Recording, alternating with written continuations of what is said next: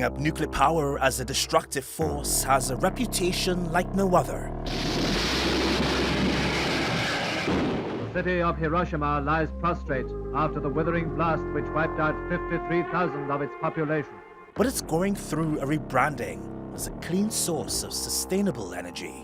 Can we rely on nuclear power for a cleaner planet without the risk of catastrophe?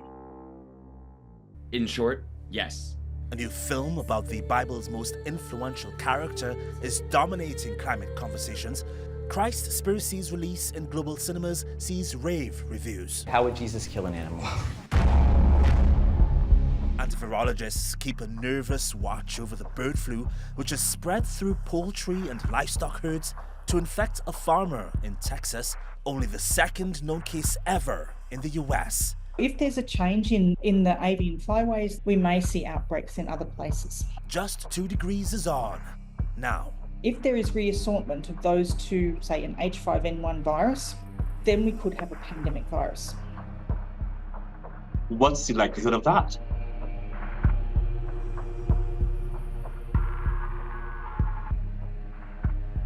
For just the second time in the US, a person has contracted the H5N1 virus, also known as bird flu. Authorities are tracking infections in livestock across several states, including Texas and New Mexico.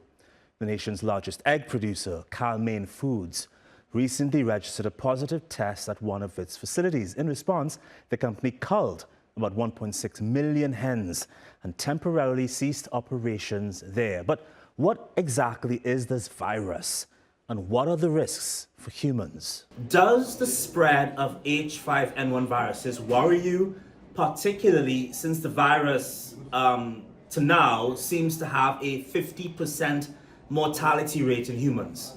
So H5N1 does have a high fatality rate in humans, but at the moment, the H5N1 viruses aren't adapted to infecting humans, and they're not well adapted for transmission between humans. They get infections in humans, and they may obviously be fatal, but there's not a lot of infection in humans. What's the likelihood of changing weather patterns, which of course can affect bird migrations, can contribute to the spread of bird flu? So the avian influenza is a natural infection of wild birds. And so they're spread globally through the avian flyways, so the migratory flyways of birds.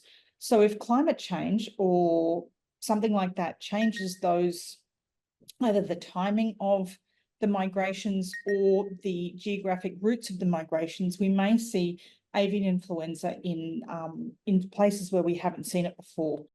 Is global warming, you think, giving H5N1 flu viruses more opportunities to better adapt enough to become more dangerous to human beings? H5N1 has, in particular, been able to infect a large number of species. As we saw in South America last year, a large number of sea mammals were infected with H5N1. There was only one human case. So it's not well adapted to infect humans. However, if you have an animal, say, for example, a pig, so a pig can be infected with human influenzas and also avian influenzas. And so if there is reassortment of those two, say an H5N1 virus that infects a pig and a human influenza virus that's adapted for transmission between humans, and they reassort, then we could have a pandemic virus. What's the likelihood of that? Not overly high, but we need to remain vigilant. And so, there's a lot of mechanisms whereby, there's the WHO, there's our sister agencies, FAO, the Food and Agriculture Organization, and the World Organization for Animal Health, that do, regular risk assessments. They're very vigilant. There's a lot of surveillance going on. There's risk assessments that are published, monthly. There's a specific avian influenza site on the World Animal Health Organization site, looking at where outbreaks are. It's only appropriate we end the show on these large but fragile animals. There are less than 350 North Atlantic right whales left in the world. They die when they get entangled in fishing gear or when ships unwittingly hit them.